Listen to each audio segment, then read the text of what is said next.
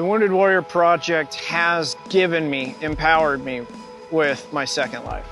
I'll wake up in the morning and I'll go figure out where I want to go fly fishing for the next 3 days.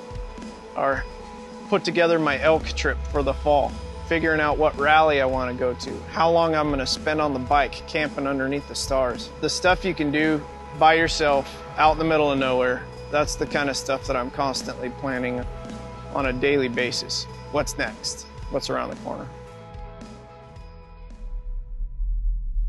We were doing a normal mission to where we had to drive from point A to point B. We're going through the normal places, you know, driving through the middle of the cities. Just tons of people out on the streets, garbage piles, smoking, you know, lots of noise, lots of distraction, and radio noises, just, you know, the typical what everyone thinks of driving around in Iraq is like, until boom, right out my right door. I can remember the blast at the certain spot that we were at, but the sky turned black. I ended up having a brain bleed and a right retinal detachment.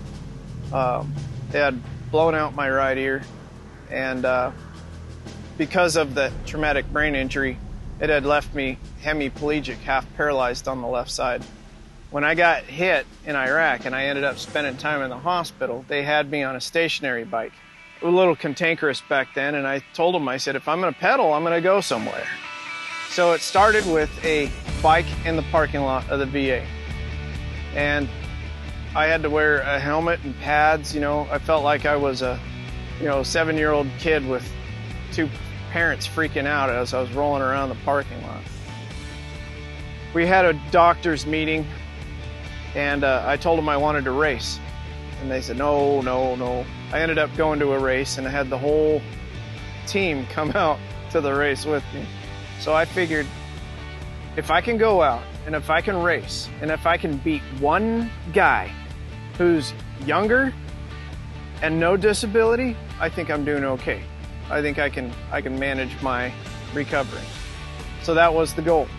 I ended up getting involved with the Race Across America. They picked me up on the team. It was 2 4-man teams of Wounded Warriors. We literally did 3,100 miles from Oceanside to Annapolis, Maryland in 7 days, 2 hours.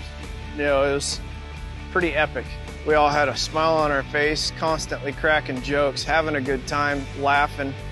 And it's like disbelief that, you know, we're getting all this given to us. Race Across America, there's a lot of ways to describe it, but the best are what I call noumenons. It's where you take in the sight, the sound, the feel, the taste, the touch, everything at once. And you just kind of compress that into your head, and you use that as a lifelong memory. You seem to move faster in the worst environments.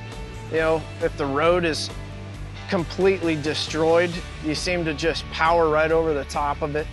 You know, the 45-mile-an-hour crosswinds that we had in Kansas that would literally blow you to fog line to fog line.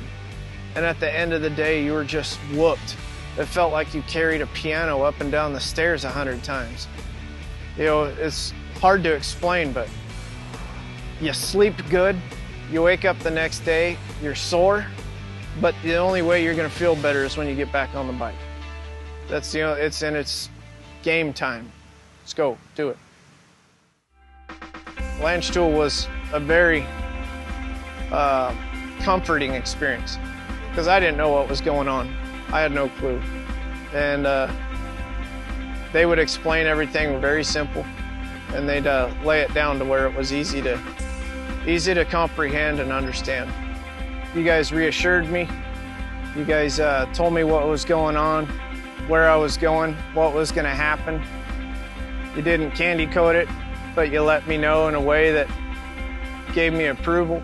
As a result, I've been able to continue hunting and fishing. I raced a bike across the United States, and I couldn't have done it without you guys. I appreciate it from the bottom of my heart. Thank you, Landstuhl.